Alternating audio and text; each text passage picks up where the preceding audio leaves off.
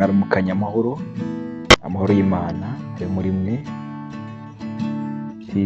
Mwene data mugenzi gana igihugu cyo mu ijuru, aho Kristo yagiye gutegurira abitoreye kugira ngo bazabeyo.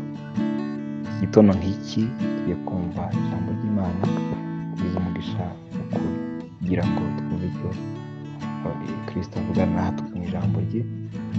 Rero reka dusenge mbere yaho gato turyumve, hanyuma umunsi wose Imana tuyobore mu bushake bwayo. Imana ikomeye, ijambo ryawe ni ubuzima, ijambo ryawe niryo ritubeshaho, ijambo ryawe niryo wavuze ngo habeho maze hakabaho, ijambo ryawe niryo waremesheje ibitari biriho maze bigakunda. Bimwe mu bitangaza byinshi wagiye uvuga ijambo bigakoreka, ndetse bamwe mu bari barabuze ubuzima wavuze ijambo ryawe kuri bo uryatuye, babaho, baba mu kuba atari bazima baba bazima.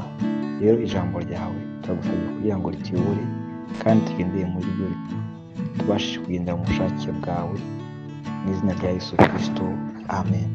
Tugiye gusoma ijambo riri mu Byakozwe n'Intumwa, igice cya 14 ni umurongo umwe wonyine, turasoma wa 22. Ijambo riravuze ngo bakomeza imitima y'abigishwa babahugura ngo bagumirize kwizera, bababwiye uburyo dukwiye guca mu makuba menshi niba dushaka kwinjira mu bwami bw'Imana. Rero mugenzi, wizere ko nubwo hari ibirwanya mugenzi kugira ngo atagera arenganiriza ubutumwa bwiza cyangwa se gukiranuka kwe. Hano Pawulo yari yaratewe amabuye, yari amaze guterwa amabuye bitewe n'uko yahavugiye ubutumwa aho i Lusitira. Bamutera amabuye, bamujyana nyuma y'umudugudu bazi ko yapfuye, ariko nyuma ari kumwe n'abigishwa arongera arabyuka ajya mu butumwa, asubira i Derube, ariko nyuma agaruka i Lusitira n'ubundi avuga ubutumwa bwiza. Aha ngaha rero arimo ahugura abigishwa, babwira abizeye ko bakwiye kwihangana.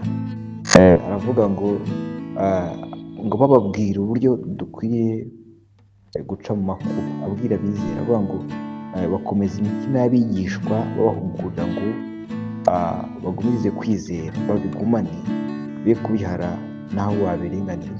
Ngo bababwira uburyo dukwiye guca mu makuba menshi niba dushaka kwinjira mu bwami bw'Imana. Rero tugumane byacu, ahubwo nawe izere uraba muri uwo mubare w'awo mu bwami bw'Imana Pawulo yavugaga. Noneho intego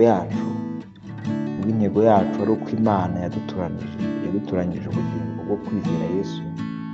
Nubwo hashobora kuba ibishaka kutubuza kwinjira mu bwami bw'Imana, ibibuza gukiranuka, ubwo ni ibyaha, reka tugumane kwizera, tubibone nk'ibidahari, hanyuma tugumane Kristo, tugumane kwizera mu izina rya Yesu Kristo, amen, amen. Imana ibe umugisha wo kumvira ijambo, kandi Uwiteka Imana akuyobore muri byo, akuyobore, aguhire mu byo ukora byose, akubwire uko usaba, ndetse ahaze kwifuza kwawe umunsi kugendekera neza. Amahoro y'Imana yo muri wowe, amen.